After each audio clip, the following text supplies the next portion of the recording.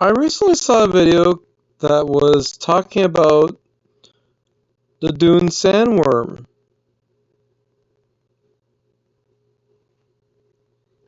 Man's is huge, and I can't help but think that its structure might somehow be made with tendons?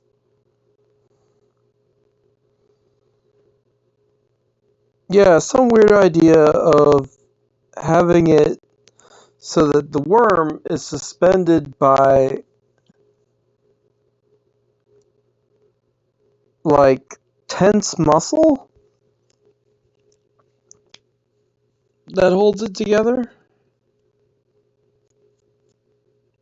It's a weird idea.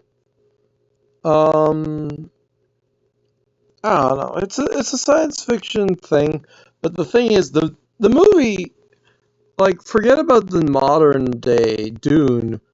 Like the old Dune, um, also had this worm in it, obviously, duh.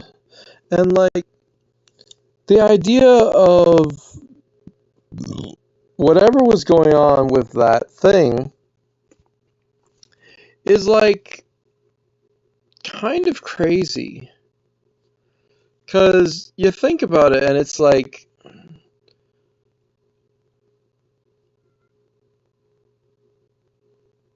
instead of being the size of a whale or whatever else, it's using like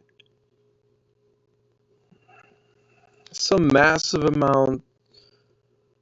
Like it's way bigger than a whale. This video talks about how it's way bigger than the biggest whales or colossal squids, but also it doesn't even live on um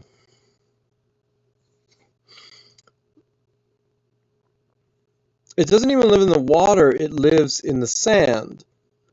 And I don't care how much skin you have or whatever else, evaporation or transferring heat from your skin and your body, there's just so much layers, there's so much thickness of body that you're not going to remove that heat. But if the story goes that the worm is actually able to use that heat, or even has the heat of like a burning, like the same as the smeltery, right? The same kind of heat as smelting metal, right? So it destroys things, eats that, utilizes their materials to be able to make stuff. I mean, technically at that point, you could be making the worm out of like um crazy industrial grade, like if you think about it, couple things. I've heard about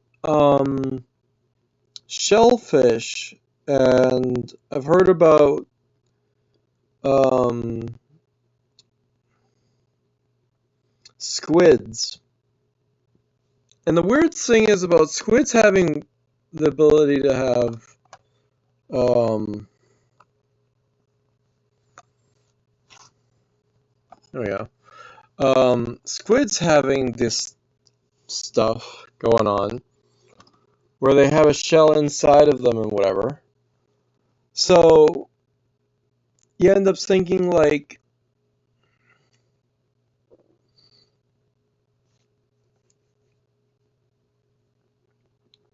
what about um what about that type of thing?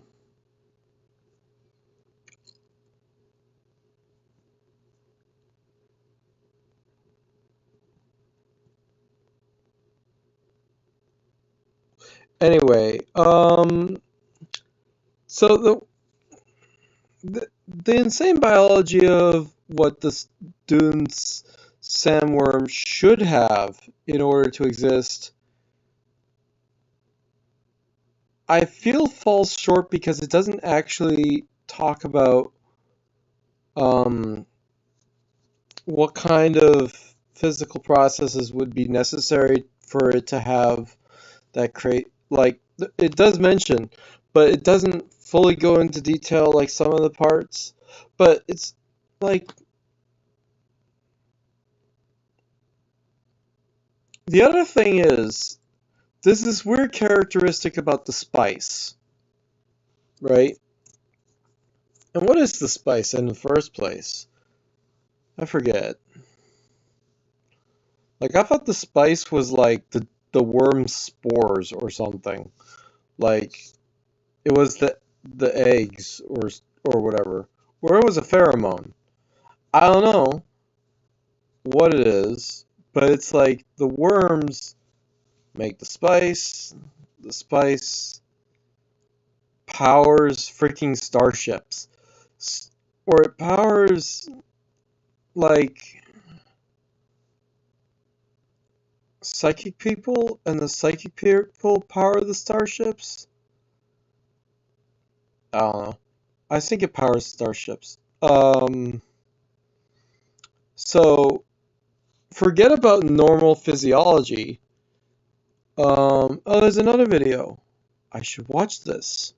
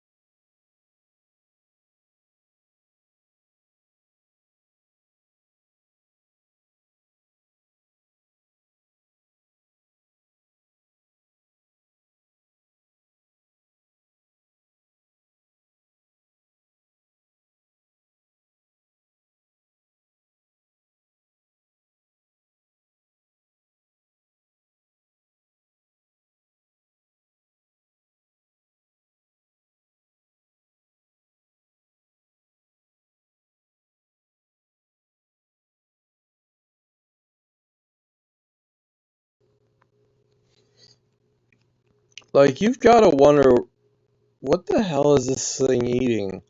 Normally, a creature, like, even, like, it's crazy to know how little a creature needs in order to keep alive. And then somehow, like, it ends up eating, like, but, like, this thing is massive. So, if it has some kind of amazing long life due to the spice, that could also do something towards, um, mysteries. The common name. something towards what it is that is, um, able to do this.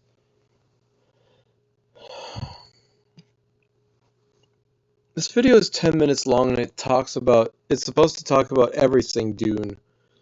I'll be back.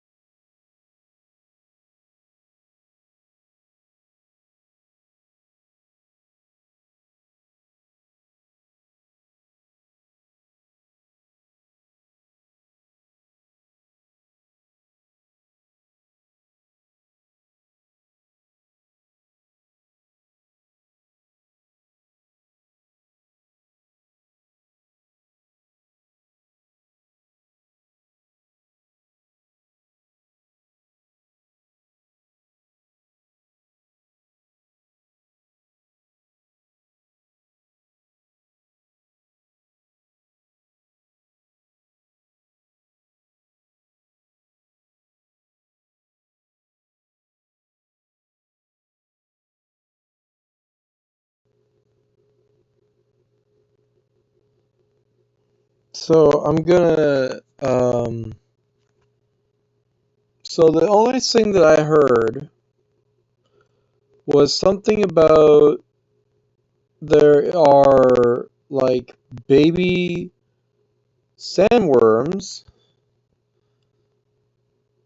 and the dude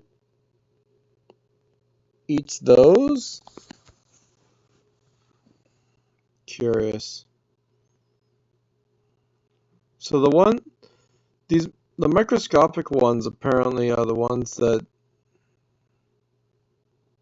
what is it?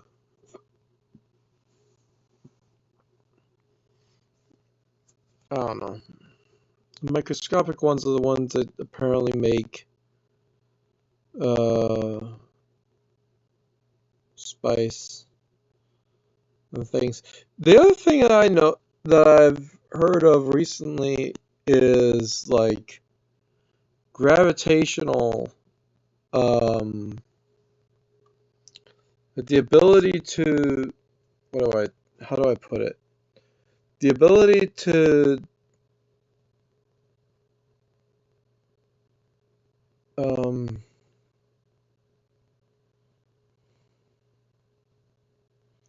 you can use gravitational waves and the interference of all these while trying to locate gravitational waves to be able to see literally everything in vast detail. Like you can know that there is a car over in a certain direction or a person walking or stuff like that. So what if the worm is not just sensitive to vibrations but gravitational waves? It's big enough. It would have the ability to possibly use the same kind of spice abilities as we have, or the characters have, and be able to make it so that it would literally have knowledge of everything on the planet. Like, if it had that. It would be so much cooler if it had that. Because it would almost be um, like instead of tremor sense, which like that's cool. Um, the ability to like I don't know what its limit for how or what it could see or be aware of. Like you'd be able to know um, where people are going, where they concentrate at, and like they would be attacking the bases like all the time. Maybe the fact that the fact that these things are said to feed off of really tiny stuff is like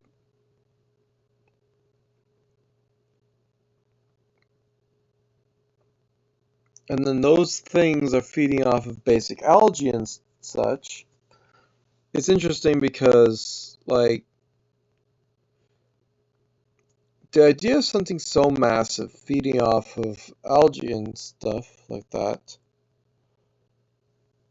that it's just like any given whale, it's eating like super tons and tons and tons of krill, but instead it's eating tons and tons and tons of algae. Um, but also, if the spice can grant long life, like,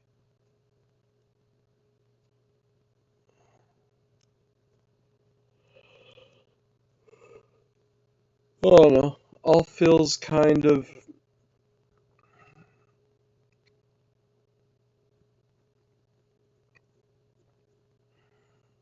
like it's too easy for it. I mean, if you had the ability to unlock certain parts of your mind and everything else, like what if you could cyclically connect to the worms and all this other stuff, and we can debate all the time about it. Fiction is interesting. Biology is interesting. Um, I just thought of one idea, and then I immediately realized this is not important. Um, although it is slightly interesting.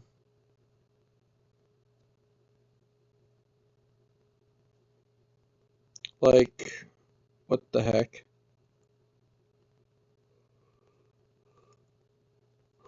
Well, now I'm in a whole other thing. I might watch this video because it was the other video I was gonna plan on watching before I thought of making this video I'm making right now. Whatever. Science me videos, I do talk about other things that are like a little bit more um valid science than just this. But I mean,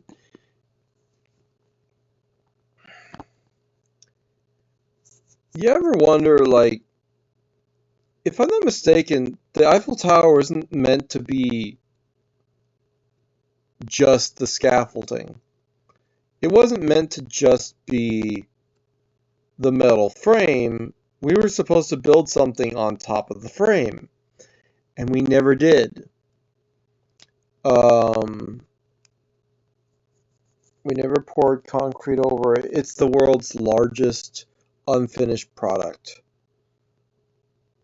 because calculations were wrong and they thought that they would actually make it better by not having concrete and stuff. Because literally, one of the main problems I find with making giant structures like that is you need to have a when you have a certain amount of material, at some point you push it down with enough force, it's just going to crumble into dust. But what if basically in order to make anything that's decently strong, you need to crush a lot of stuff. And that's why mountains have like bedrock and everything else. Because it's literally all these rocks on top of each other, pushing down really hard. I don't know.